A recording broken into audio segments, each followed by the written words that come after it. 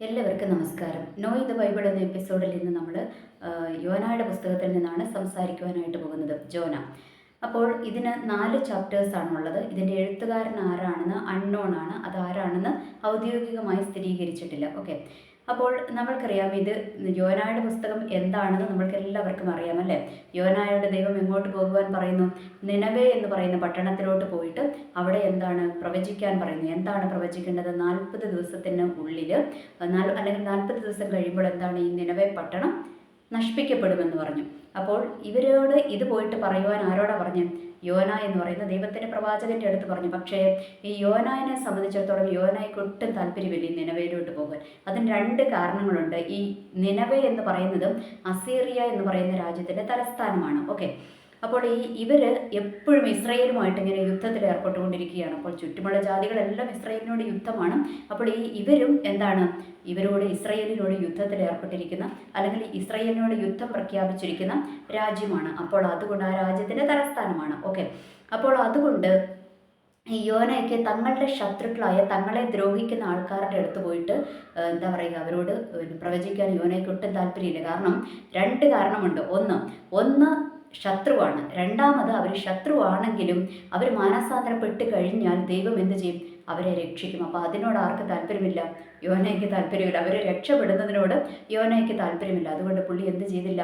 അങ്ങോട്ട് പോകാതെ പകരം എങ്ങോട്ടാണ് കയറിയത്? നിനവേക്ക് പോകാൻ കർത്താവ് പറഞ്ഞപ്പോൾ പുള്ളി എങ്ങോട്ട് പോയി?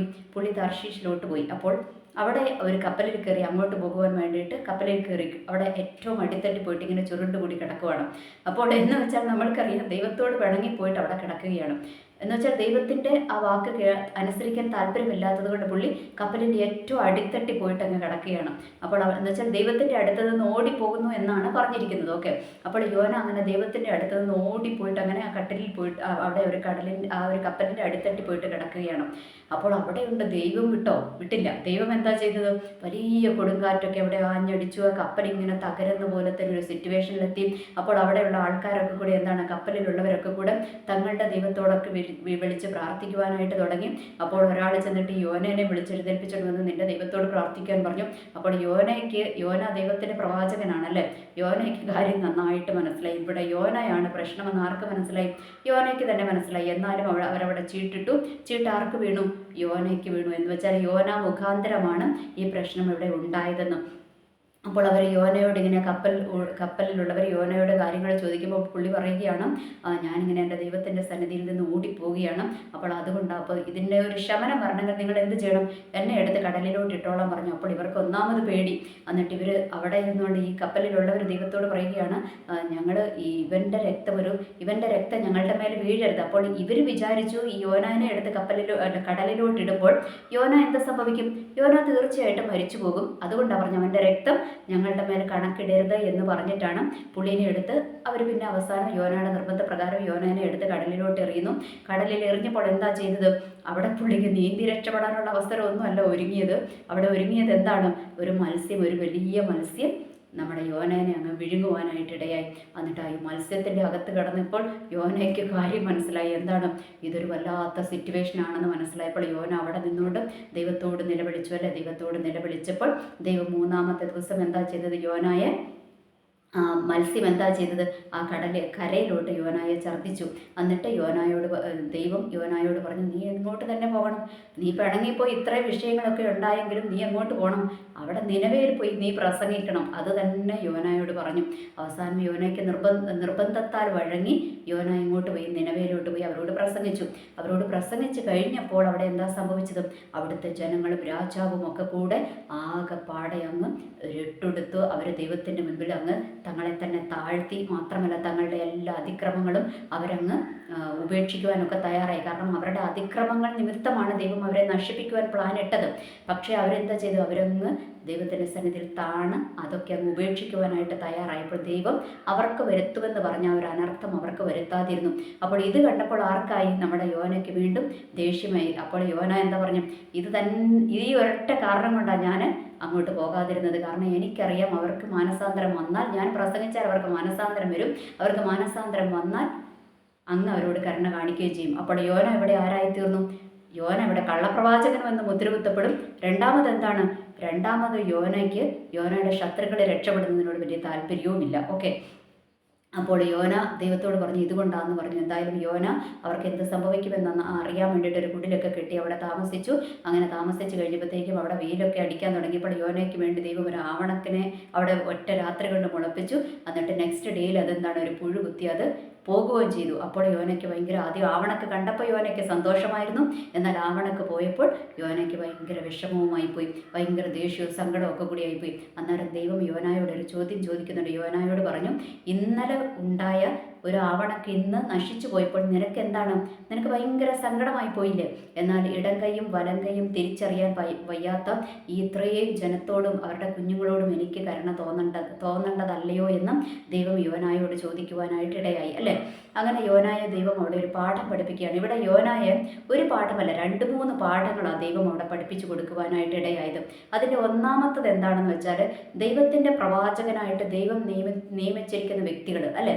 അപ്പോൾ ഇന്ന് നമ്മളൊക്കെ ദൈവത്തോട് പ്രാർത്ഥിക്കും, ദൈവമേ അങ്ങയുടെ ഒരു കൃപാവരം എനിക്ക് തരണം, എന്നെ ഒന്ന് എടുത്ത് ഉപയോഗിക്കണേ എന്നൊക്കെ നമ്മൾ പറയും. പക്ഷേ ഇവിടെ പറയേണ്ട ഒരു കാര്യം എന്താണെന്ന് വെച്ചാൽ നമ്മൾ ദൈവത്തിന് വേണ്ടി സബ്മിറ്റ് ചെയ്ത് കഴിഞ്ഞാൽ, ദൈവമേ എന്നെ എടുത്ത് ഉപയോഗിക്കണമേ എന്ന് പറഞ്ഞു കഴിഞ്ഞ് നമ്മൾ സബ്മിറ്റ് ചെയ്ത് കഴിഞ്ഞാൽ ദൈവം നമ്മുടെ എടുത്ത് ഉപയോഗിക്കുന്നത് നമ്മുടെ ഇഷ്ടത്തിനനുസരിച്ചല്ല, ദൈവത്തിൻ്റെ ഇഷ്ടത്തിനനുസരിച്ചായിരിക്കും ദൈവം നമ്മളെ എടുത്ത് പിന്നെ ഉപയോഗിക്കുന്നത്, ദൈവത്തിൻ്റെ വേലയ്ക്ക് വേണ്ടി സമർപ്പിച്ചു കഴിഞ്ഞാൽ. എന്ന് വെച്ചാൽ നമ്മളൊരു സുവിശേഷകരായിട്ടോ ഏത് വിധത്തിലും ദൈവത്തിൻ്റെ ഒരു വേലയ്ക്ക് വേണ്ടി നമ്മൾ സമർപ്പിച്ചു കഴിഞ്ഞാൽ ദൈവത്തിൻ്റെ ഇഷ്ടത്തിനായിരിക്കും പിന്നെ ദൈവം നമ്മളെ എടുത്ത് ഉപയോഗിക്കുന്നത്, നമ്മുടെ ഇഷ്ടത്തിനല്ല. നമ്മൾ കണ്ടു അല്ലേ ഫിലിപ്പോസിനെ, എന്താണ് ഫിലിപ്പോസ് അവിടെ അതിശക്തമായ മിനിസ്ട്രി ചെയ്തുകൊണ്ടിരിക്കുന്ന ഫിലിപ്പോസിനെയോ അല്ലെ ആത്മാവ് എടുത്തോണ്ട് പോയിട്ട് ഒരൊറ്റ വ്യക്തിക്ക് വേണ്ടി അവിടെ കൊണ്ടുവന്ന് നിർത്തിയത്.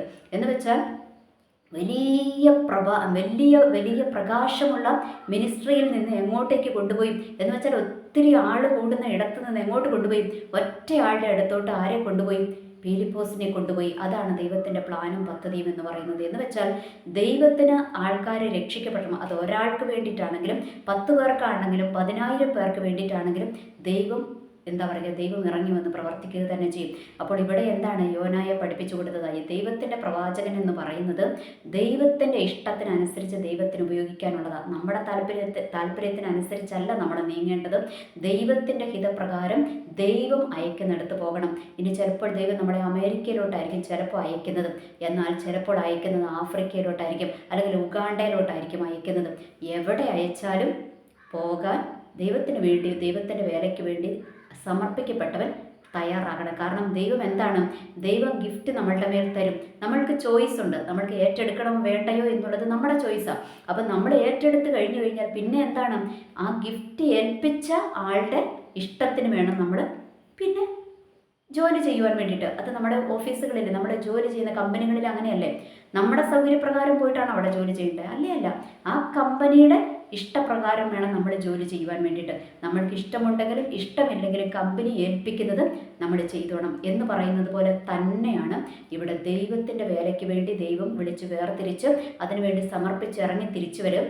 നമ്മുടെ ഇഷ്ടത്തിനല്ല, ദൈവത്തിൻ്റെ ഇഷ്ടത്തിനനുസരിച്ച് നീങ്ങുവാൻ തയ്യാറാകണം. ഒന്ന്. ഇനി രണ്ടാമത്തത് എന്താണ്, ചിലപ്പോൾ ദൈവം നമ്മൾക്ക് ഇഷ്ടമില്ലാത്തിടത്തോട്ടൊക്കെ ആയിരിക്കും നമ്മളെ അയക്കുന്നത്. അങ്ങോട്ടൊക്കെ പോകാനുള്ളൊരു സമർപ്പണം നമ്മളുടെ ജീവിതത്തിൽ ഉണ്ടായിരിക്കണമെന്ന് ദൈവം അവിടെ യോനായ്ക്ക് പഠിപ്പിച്ചു കൊടുക്കുകയാണ്. ഇനി രണ്ടാമത്തത് എന്താണ്, രണ്ടാമത്തത് ദൈവം കരുണയുടെ ദൈവമാണ്, മഹാദയുള്ള ദൈവമാണ്.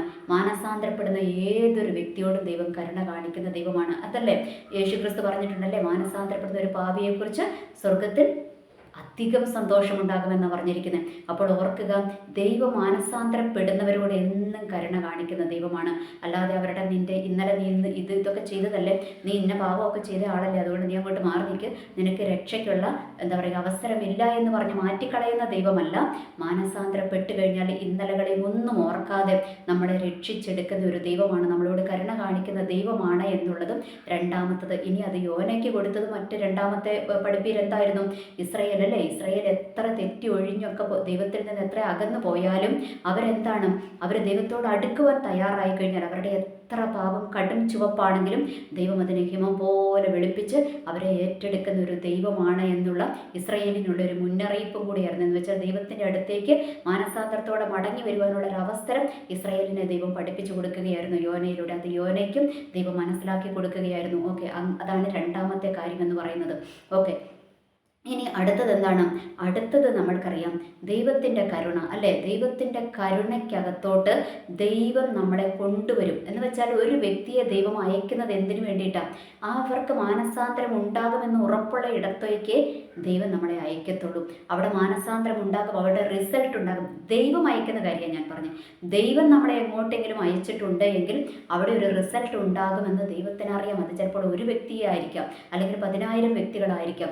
അത് ദൈവത്തിന് മാത്രമേ അറിയത്തുള്ളൂ. ഒരു വ്യക്തിക്ക് വേണ്ടിയാണെങ്കിലും ദൈവം അയക്കും. എന്ന് വെച്ചാൽ ദൈവം അയച്ചിട്ടുണ്ട് എങ്കിൽ അവിടെ ഒരു പ്രവൃത്തി, ദൈവപ്രവൃത്തി നടന്നിരിക്കുമെന്ന് ഉറപ്പുള്ളിടത്തേക്ക് ദൈവം നമ്മളെ അയക്കത്തുള്ളൂ എന്നുള്ളൊരു യാഥാർത്ഥ്യം കൂടെ ദൈവം നമ്മൾക്ക് പഠിപ്പിച്ചു തരികയാണ്. ഇനി എന്താണ്? അവിടെ നമ്മൾക്കറിയാം, നിനവയുടെ ചരിത്രം എടുത്താൽ ആ സമയത്ത് അവരെല്ലാവരും രക്ഷിക്കപ്പെട്ടു, അല്ലെ? ദൈവത്തെ അറിഞ്ഞവർ മാനസാന്തരപ്പെട്ട് ജീവിക്കുവാനിടയായി. അതിനുശേഷം 200 വർഷങ്ങൾക്ക് ശേഷം എന്താണ്? വീണ്ടും ആ നിനവെ നശിപ്പിക്കപ്പെട്ടു. അത് നഹൂം എന്ന് പറയുന്ന പ്രവാചകൻ അടുത്ത ഇതിനകത്ത് പ്രവചിച്ചിട്ടുണ്ട്. നഹൂം എന്ന പ്രവാചകൻ അതിനെക്കുറിച്ച് പറഞ്ഞിട്ടുണ്ട്. കാരണം എന്താണ്? ആ ഒരു കാലഘട്ടത്തിലുള്ള ജനത്തിനെയാണ് ദൈവം ഒരുപക്ഷെ രക്ഷിക്കുവാൻ ആഗ്രഹിച്ചിരുന്നത്. അവർ രക്ഷിച്ച് രക്ഷയിലേക്ക് വന്നു. അതിനുശേഷം എനിക്ക് തോന്നുന്നു നെക്സ്റ്റ് ജനറേഷൻ ആയിരിക്കാം, എൻ്റെ ഒരു കാൽക്കുലേഷനാണ്. അപ്പോൾ എന്താണെങ്കിലും രക്ഷിക്കപ്പെടേണ്ട കുറേ പേരെ ദൈവം രക്ഷിച്ചു. ബാക്കിയുള്ളവർ പിന്നെയും വീണ്ടും ആ ഒരു പാതയൊക്കെ വിട്ട് വീണ് പോയിരിക്കുന്ന നിനവെ വീണ്ടും എന്താ പറയുക, അവർ നശിപ്പിക്കപ്പെടുവാനായിട്ട് ഇടയായി. അത് പിന്നീടാണ്, ഓക്കെ, കുറേ വർഷങ്ങൾക്ക് ശേഷമാണ്. അപ്പോൾ ഇവിടെ നമ്മുടെ പോയിന്റ് എന്താണ്? നമ്മുടെ പോയിന്റ് എന്ന് പറയുന്നത്, ഇവിടെ ദൈവത്തിന് നമ്മളോട് സംസാരിക്കാനുള്ളതും അതാണ്. നമ്മൾ ദൈവത്തിനോട്, ദൈവമേ എനിക്ക് അങ്ങയുടെ ശുശ്രൂഷ ഏൽപ്പിക്കണേ, എനിക്ക് അങ്ങയുടെ വേലയൊന്ന് ചെയ്താൽ മതിയേ എന്നൊക്കെ പറഞ്ഞു നമ്മൾ ദൈവത്തോട് ഇങ്ങനെ ഈ കൃപാവരങ്ങളൊക്കെ പിടിച്ചു മേടിക്കുമ്പോൾ ഓർക്കുക, കൃപാവരം ദൈവം ഏൽപ്പിച്ചു കഴിഞ്ഞാൽ പിന്നെ നമ്മുടെ ഇഷ്ടത്തിനല്ല നീങ്ങേണ്ടത്. നമുക്കിഷ്ടമുള്ളവരുടെ അടുത്ത് പോയാൽ പോരാ, ദൈവം അയക്കുന്നവരുടെ അടുത്ത് പോകണം. ചിലപ്പോൾ കുപ്പക്കുഴിയിൽ കിടക്കുന്നവരുടെ അടുത്തോട്ടായിരിക്കും ദൈവം നമ്മളെ അയക്കുന്നത്, അങ്ങോട്ടാണെങ്കിൽ പൊക്കോണം. അല്ലെങ്കിൽ ചിലപ്പോൾ രാജാക്കന്മാരുടെ അടുത്തോട്ടായിരിക്കും അയക്കുന്നത്, അവിടെ പൊക്കോണം. അപ്പോൾ എന്നും ആ ഒരു ടോപ്പ് ലെവൽ മിനിസ്ട്രി മാത്രമായിരിക്കില്ല. നമ്മൾക്ക് ഇഷ്ടമില്ലാത്ത, നമ്മൾക്ക് താല്പര്യമില്ലാത്ത ഒരു മേഖലയിലേക്കും ദൈവം ചിലപ്പോൾ നമ്മളെ എടുത്ത് ഉപയോഗിച്ചു എന്നിരിക്കും. അപ്പോൾ എന്തിനാണെങ്കിലും ഒരു ശുശ്രൂഷക്കാരൻ എന്തിന് റെഡി ആയിരിക്കണം? ഫ്ലെക്സിബിൾ ആയിരിക്കണം, എവിടെ പോകാനും റെഡി ആയിരിക്കണം എന്നുള്ളത് ദൈവം ഇവിടെ പഠിപ്പിച്ചു തരികയാണ്. അപ്പോൾ ആ ഒരു സമർപ്പണത്തോടു കൂടിയായിരിക്കണം. നമ്മൾക്ക് ശുശ്രൂഷ ചോദിക്കാൻ എളുപ്പമല്ലേ? ദൈവമേ അങ്ങയുടെ ഒരു പ്രവചന ശുശ്രൂഷ എനിക്ക് തരണേ, കാരണം അതിനാണല്ലോ ഇപ്പോൾ ഏറ്റവും കൂടുതൽ ഡിമാൻഡ്. അതുപോലെ എനിക്ക് എന്ത് ശുശ്രൂഷ ദൈവത്തോട് ചോദിക്കുമ്പോഴും ഓർക്കുക, ചോദിക്കുന്നതിന് മുൻപേ അത് കിട്ടിക്കഴിഞ്ഞു കഴിഞ്ഞാൽ പിന്നെ നമ്മുടെ ഇഷ്ടത്തിനല്ല, ദൈവത്തിൻ്റെ ഇഷ്ടത്തിന് വേണം നമ്മൾ ചലിക്കുവാൻ വേണ്ടിയിട്ട്. ദൈവത്തിൻ്റെ ഇഷ്ടത്തിന് ചലിച്ചില്ലെങ്കിൽ ദൈവത്തിൻ്റെ ഇഷ്ടത്തിലേക്ക് ചലിക്കുവാനായിട്ട് ദൈവം നമ്മളെ കൊണ്ടുവരിക തന്നെ ചെയ്യുമെന്നുള്ളൊരു യാഥാർത്ഥ്യം കൂടെ നമ്മൾ തിരിച്ചറിയുക. ഇനി രണ്ടാമത്തത് എന്താണ്? മാനസാന്തരപ്പെടുന്ന ഒരു പാപിയെക്കുറിച്ച് ദൈവത്തിന് ഒത്തിരി കൺസേൺ ഉണ്ട്. അപ്പോൾ ദൈവം അവരെ തള്ളിക്കളയത്തില്ല. നമ്മൾക്ക് മാനസാന്തരം വന്നു കഴിഞ്ഞാൽ ദൈവം നമ്മളെ സ്വീകരിക്കുവാൻ തയ്യാറാണ് എന്നുള്ള രണ്ടാമത്തെ ഒരു പാഠം കൂടെ ദൈവം നമ്മൾക്ക് പഠിപ്പിച്ചു തരികയാണ്. ഇനി മൂന്നാമത്തത് എന്താണെന്ന് വെച്ചാൽ ദൈവത്തിൻ്റെ ഹിതം എന്ന് വെച്ചാൽ ദൈവം നമ്മളെ ഒരു സ്ഥലത്തോട്ട് അയക്കുന്നുണ്ടെങ്കിൽ അവിടെ ദൈവം നമ്മൾക്ക് വേണ്ടി ജയം ഒരുക്കിയിട്ടുണ്ട്. അതിന് ശുശ്രൂഷയിലാകാം, അതല്ലാതെയുമാകാം, അല്ലേ? ഇപ്പോൾ ഞാൻ കഴിഞ്ഞ ദിവസം പറഞ്ഞു, നമ്മൾക്ക് ഒട്ടും താല്പര്യമില്ലാത്ത ഒരു സ്ഥലത്തായിരിക്കും ചിലപ്പോൾ നമ്മൾ താമസിക്കുന്നത്, അവിടെ ആയിരിക്കും ദൈവം താമസിക്കുവാൻ ഏൽപ്പിച്ചിരിക്കുന്നത്. അല്ലെങ്കിൽ ജോലി മേഖല, അവിടെയൊന്നും നമ്മൾക്ക് കംഫർട്ടബിൾ ആയിരിക്കത്തില്ല. നമ്മൾ ചോദിക്കുന്ന ദൈവം എന്തിനാണ് എന്നെ ഇങ്ങോട്ട് അയച്ചത്? ഞാൻ ഇതിനും സ്വസ്ഥമായിട്ടല്ലേ അപ്പുറത്തെ സ്ഥലത്ത് ജോലി ചെയ്തുകൊണ്ടിരുന്നത്, അല്ലെങ്കിൽ അപ്പുറത്തെ സ്ഥലത്ത് താമസിച്ചു കൊണ്ടിരുന്നത്, എന്തിനാണ് എന്നെ ഇങ്ങോട്ട് കൊണ്ടുവന്നത് എന്ന് നമ്മൾ ദൈവത്തോട് ചോദിക്കും. പക്ഷേ നമ്മൾക്ക് സാഹചര്യങ്ങൾ കാണുമ്പോൾ നമ്മൾ വിചാരിക്കും നമ്മളിവിടെ തോറ്റു തുന്നം പാടിയിരിക്കുവാന്ന്. അല്ല, തോൽപ്പിക്കാൻ അവിടെ പിശാച് എഴുന്നേൽക്കും. പക്ഷെ തോൽപ്പിക്കാതെ ജയം തരുന്ന ദൈവത്തിൻ്റെ പ്രവൃത്തി അതിനപ്പുറമുണ്ട്. അതുകൊണ്ടാണ് ദൈവം നമ്മളെ ആ ഒരു അവസ്ഥയിലേക്ക് വിടുന്നത്. അതുകൊണ്ട് ദൈവം നമ്മളെ എവിടെയെങ്കിലും അയക്കുകയും ചെയ്യുന്നുണ്ടെങ്കിൽ അവിടെ ഒരു റിസൾട്ട് ദൈവം ഉണ്ട്, ഒരു ജയം ദൈവം അവിടെ ഒരുക്കിയിട്ടുണ്ട്. അതുകൊണ്ട് തന്നെയാണ് ദൈവം നമ്മളെ അയക്കുന്നത് എന്നുള്ളൊരു യാഥാർത്ഥ്യം കൂടെ നമ്മൾ തിരിച്ചറിയുക. അതുകൊണ്ട് ദൈവത്തിൻ്റെ ആ ഒരു ഹിതത്തിനായിട്ട് ഏൽപ്പിച്ചു കൊടുക്കുവാൻ നമ്മൾ തയ്യാറാകുക. കാരണം ദൈവം പരാജയത്തിൻ്റെ ദൈവമല്ല, ദൈവം ജയിപ്പിക്കുന്ന ദൈവമാണ്. നമ്മളുടെ ദൈവം ജയിച്ച ദൈവമാണ്, അല്ലേ? 3 ദിവസം ദൈവം അവിടെ കല്ലറയ്ക്കകത്ത് അവിടെ ഒടുങ്ങിപ്പോയോ? പോയില്ല.